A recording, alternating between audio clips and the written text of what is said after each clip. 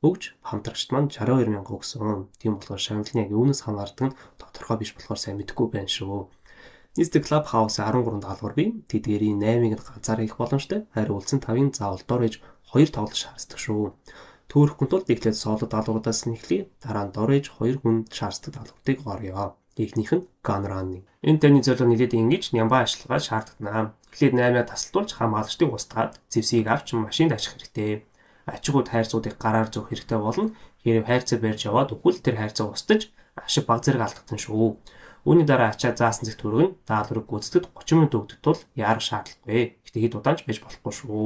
Дараачихаа нь бол Torchд буюу шатаагчд. Таны зөвлөл бол зэвсгийн 10 хайрцаг устгах юм. Энэ даалгавар тоглогч бүрд 20 молотовын коктейл өгдөг. Гэхдээ хайрцагуудыг тээврийн эслэг хуужингаар устгах болдог шүү. Тийм болохоор коктейл загалдах шаардлагагүй.